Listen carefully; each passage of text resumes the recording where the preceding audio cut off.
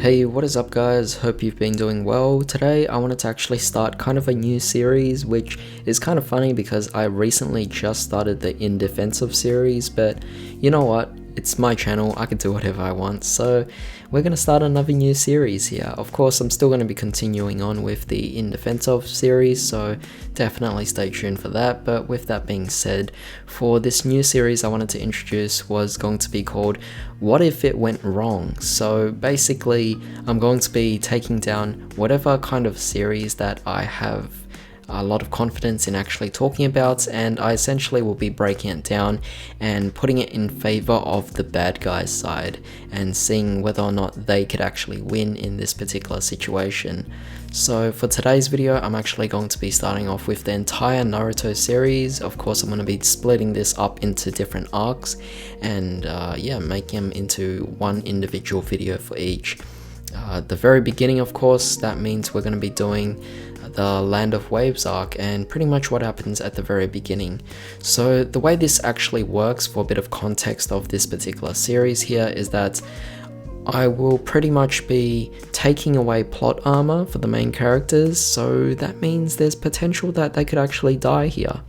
And I'm also removing talk no jutsu because Naruto is very well known for actually having this being the success point for all the good guys. So with that being said, we could actually get started. So the whole series begins obviously with Naruto being one of the failure students in the particular class academy itself. So we end up with Naruto failing the clone jutsu, which obviously that makes sense, and then we have Mizuki actually coming in and manipulating Naruto to steal the scroll of sealing, in which case Naruto steals it and Mizuki's plan actually goes about. Now at this point I want to actually preface that with the way things are actually going to be I guess put out in these different scenarios, I'm not going to shift it in such a way where I'm going to forcibly make the bad guys win. I am going to be making it a bit more on the realistic side of things, but I guess you guys will have to see how things will turn out when I actually go about changing the scenarios here. Alright, so essentially Mizuki's plan here is to kill off Naruto and steal the scroll off him. I don't think he necessarily needs to kill off Naruto, he just wants to take the scroll for himself. And you know, this thing is kind of like a filler as well, where later on we find out Mizuki is actually working with Orochimaru. So I don't know if I want to actually include that. I am trying to keep things canon. So yeah, we're just going to keep things canon from this point. Basically, Mizuki would take the scroll from Naruto. Now, the way things happened was that Iruka was able to actually save Naruto, kind of in a sense, with his own talk no jutsu, but let's assume in this particular scenario Iruka's words didn't actually work on Naruto, and Naruto actually felt kind of bad for being the outcast in the entire village. So what happens? He runs away like usual, but this time with Iruka's speech later on, perhaps we'll make it in the sense that Naruto actually doesn't know what happens at all. So what does this mean? Well, in this situation, Mizuki would actually continue off and kill off Iruka. Now of course, to make this kind of plausible, we could always assume that Naruto might be a little late, or he happened to not be at the particular scene where Iruka actually was trying to defend Naruto. So in that case, it would kind of allow for Naruto to kind of not do anything at all, and Mizuki would end up killing Iruka. That of course doesn't change the fact that Naruto would still know the multi-shadow clone jutsu, so we could always just continue from there. However, what I do actually have a prediction of what would happen next would be that Mizuki would actually just take the scroll off Naruto at some point. It's possible that Naruto could survive and Mizuki could end up just running away, given that he now knows that there are people pursuing him, a bunch of high-level Chunin and Jonin. So in this case, he tries to run away, and you know what, in a village where you have a bunch of really top tier Chunin and Jonin, this was before the invasion arc by Orochimaru, in this case Mizuki would just end up being captured anyway. So in this situation, the good guys kind of did win, but at the same time I made it so that things didn't go out as planned, and Iruka ended up dying as a result of this. Naruto would end up being a bit more on the unstable side, and now the only way to actually fix things up would be for the third Hokage to actually have a direct talk with Naruto himself. Now, by taking off talk no jutsu aside, the third Hokage's word might not actually work on Naruto, and that is the case, it wouldn't work on Naruto. And so what would happen then? Well, essentially Naruto would be a bit more distant now. He wouldn't be the person he was at the beginning of the series. But of course, now let's move on to the actual part where they actually make the teams. We can skip all the middle part of them introducing themselves and doing the bell test. That's no big deal, because Naruto, I still think he would have the personality. He would just be a little bit more distant. Not to say that he was already pretty distant to begin with, he was kind of independent anyway, if you guys already remembered from the bell test. But now let's actually move on to the official mission, where we have the Land of Waves arc. As they're going out, they're attacked by Chunin, and what happens is Naruto gets poisoned and everything goes about. Now in this case, it's kind of hard to actually go about this, because we could make it so that Naruto ends up dying in that spot, but that would seem a bit too easy. We know that Naruto kind of stabs himself in the hand and allows for the blood and poison to drain out, and you know, after patching things up, he kind of stopped the bleeding anyway, so I guess that's okay. It's somewhat realistic anyway. I can't really shift it to the point where things would go wrong, but you know, moving on ahead, they finally encounter Zabuza for the first time.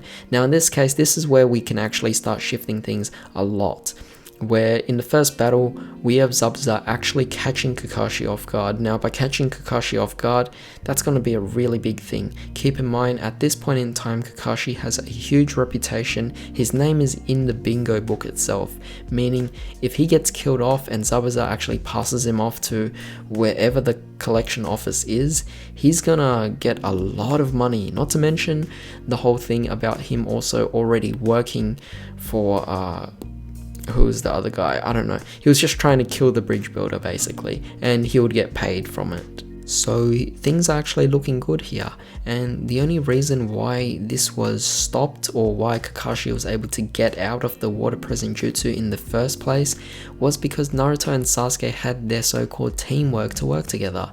However, in this particular scenario, I feel like Naruto would be a little less teamworky with Sasuke, given the first episode where Iruka ended up getting killed. And to be honest, when we think about things as well, it was pretty far-fetched to actually see that some genin would actually be able to deal with Zabuza, a top-tier jonin that was part of the 7 ninja swordsmen of the mist.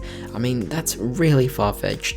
So let's twist it in a way where things don't actually go as planned. Zabuza actually gets his way, he manages to kill Kakashi, and now you have 3 different genin there who can't really do anything. Zabuza kills off 3 genin, or rather kills off all of Team 7, because you could see there's a huge gap there. And keep in mind, later on, Haku will eventually show up anyway, so things are looking pretty grim here. The bridge builder is killed, and Zabuza looks to have a pretty happy day for himself. Alright, so that was pretty much scenario 1 kind of finished. Now let's actually look into what might happen if the Land of Waves arc was to continue just a bit further, but again, shift the situation where Zabuza was actually on the winning end here. So Kakashi's put out of commission for overusing his Sharingan, and Naruto, Sasuke and Sakura all do their training to walk up the tree. Everything goes as normal, and you know, that's obviously fine. Now, the funny thing is Haku actually meets up with Naruto. Now, the fact that Haku is a kind-hearted person, I'm not going to change any of that. So, we'll keep the whole exchange between Naruto and Haku just a separate thing, because you know, Haku is kind-hearted, he's not really going to do too much in this particular scenario. However, it is only when they actually go to the bridge itself when Haku does take things to another level, where he wants to actually do something for the sake of someone he cares for, in this case Zabuza. So let's actually assume that he does go all out and he manages to kill off Naruto and Sasuke in this case. And this time, he actually manages to kill off Naruto before Naruto actually goes on this rampage and taps into the Nine Tails power. We move a bit later on, where Zabuza is going up against Kakashi. I do think that Kakashi would still have a bit of the edge here over Zabuza, But keep in mind that with Naruto and Sasuke actually dead, Haku could either kill the bridge builder himself, he could also just easily get through Sakura, and that means it would be Zabuza and Haku going up against Kakashi. Now the funny thing is, during the Land of Waves arc, there was a bit of poor power scaling here, where Zabuza actually said that Haku was stronger than him, and even stronger than Kakashi. Now, I do find that pretty far-fetched given what happens a lot later on in the series, but you have to keep in mind that at this particular point in time, I don't think Kishimoto had the intention to make ninjas summon a giant Buddha statue or have like this Susanoo and have these giant kaiju battle-like things. I don't know, I really doubt Kishimoto thought that far ahead. But yeah, in this particular case, with Zabuza and Haku going up against Kakashi, it's all over. So again, in this situation, I've made it somewhat realistic in the sense where Kakashi would actually end up losing and Zabuza and Haku would end up winning again. But those were really the two situations that I found were able to be shifted to make it so that the good guys actually ended up losing. Now it does seem kind of grim that Team 7 ends up getting killed here, but that's the whole point of this series. What if everything actually went wrong? If you guys actually enjoyed this video, then definitely leave a thumbs up and share it with anyone, because I do think that this series is quite funny if we actually continue on there. And yeah, definitely leave some feedback for this particular video and leave some suggestions as to what I might have missed out and what you thought about this. Also, leave your own scenarios as well. Do you actually find this somewhat realistic if you remove all the plot armor and talk no jutsu? But with that being said, I'll see you for the next video where I actually will talk about the Chunin exams arc. In the meantime, I hope you guys have a great day. This is Enigma signing out.